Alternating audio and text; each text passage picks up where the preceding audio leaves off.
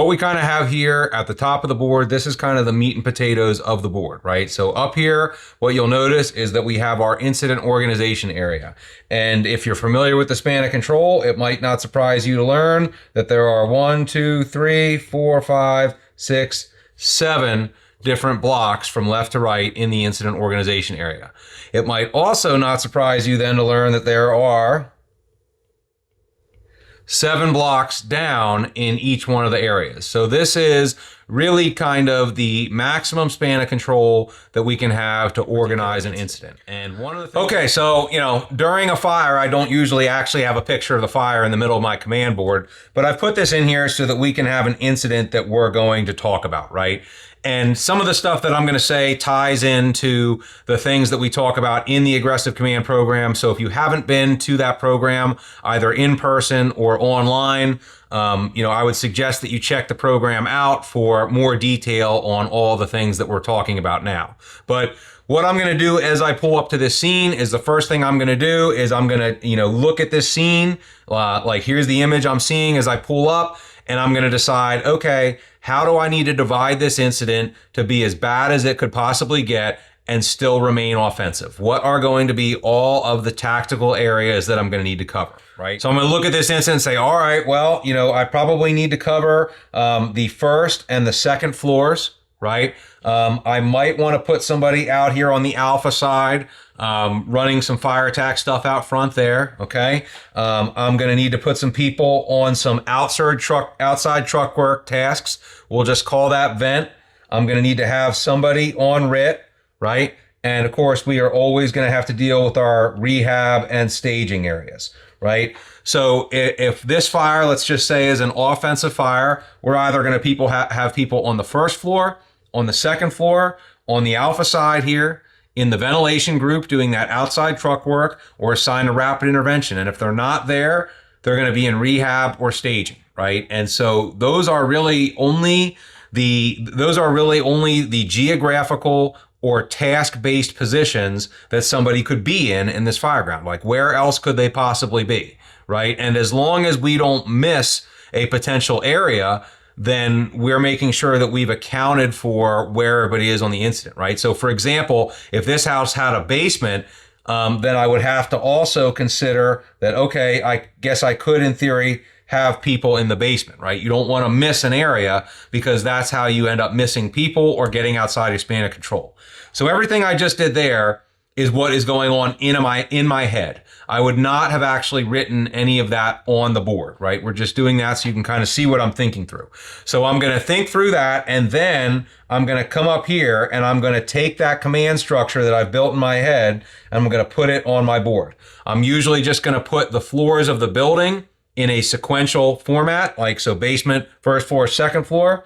Then I've got my groups, vent and RIT, right? One of the things we talk about in the command program is that rehab and staging area.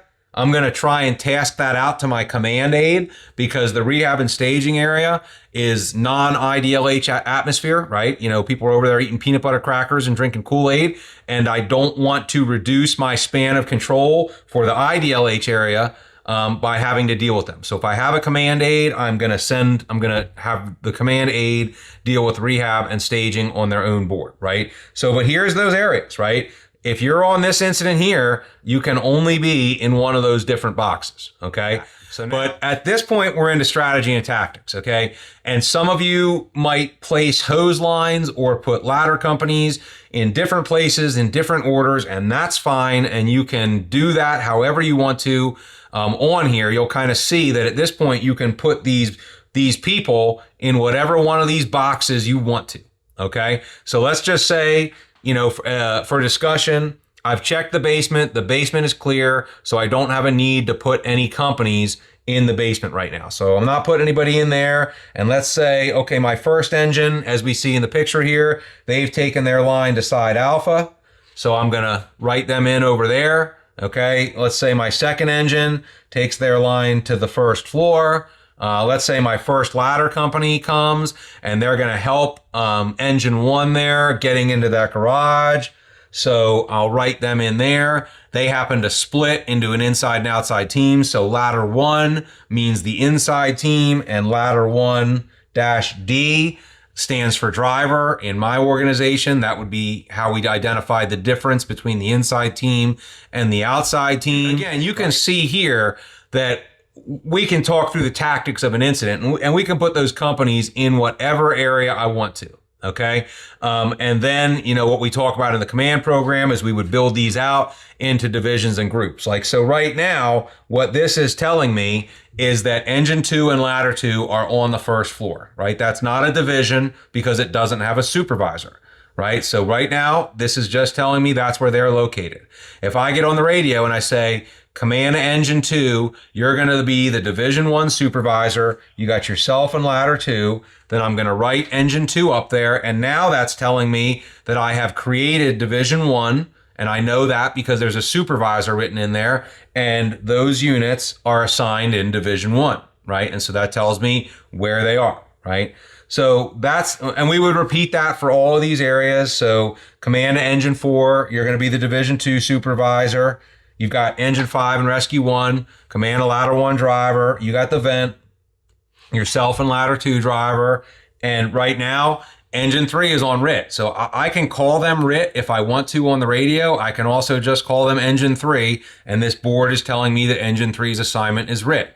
Command engine 1, you're going to be the alpha division. You got yourself and ladder 1. And, the idea between building out divisions and groups and how we do that, why we do that, who's going to be in charge, how we determine this organizational structure, that's all stuff that we talk about in depth in the command program. So again, this will all make a lot more sense to you if you go and check that out if you haven't done that already. Okay. So now let's say we start getting some progress reports. So division alpha to command, we have water on the fire and all visible fire is knocked down. We're checking on extension. Copy that. Command to division 2, can you give me a progress report? We have water on the fire on the second floor. We still have active fire. The primary is negative and we're working on extension. Copy that. Division 1, can you give me a progress report? Yeah, Chief, on the first floor, we don't have any fire. Primary is negative, and we have no extension into the first floor. So what you're seeing here is that same in progress completed thing that we talked about earlier, I'm using here on my benchmarks, right? So how that works is water on the fire, fire knocked down. Primary negative, secondary negative. Checking on extension, no extension. So if you understand that's how it works, then we can look at this and we can instantly get an assessment of what has and has not been done in each one of the areas, right? And then we can follow up on that as necessary. So before I forget to say it, there's a point there, an important point to be made about in your organization, making sure that you do this consistently and that everybody is filling out the board the same way, right? You want to be an artist, go paint a painting. The Fireground is not the place to be creative, right? Because, if we're all doing this the same way, I could come from where I am to wherever you are, and I could look at your board and I could get up to date on how your incident is structured, where your companies are placed, what's been done, and what needs to be done, right? But if you're writing on the board a way that is different than everybody else, then I can't come in there and read your Greek handwriting. You know what I'm saying? Now I don't know what's going on, and now I have to ask you, and of course that distracts you while you're trying to command this fire. Okay. So that is a quick rundown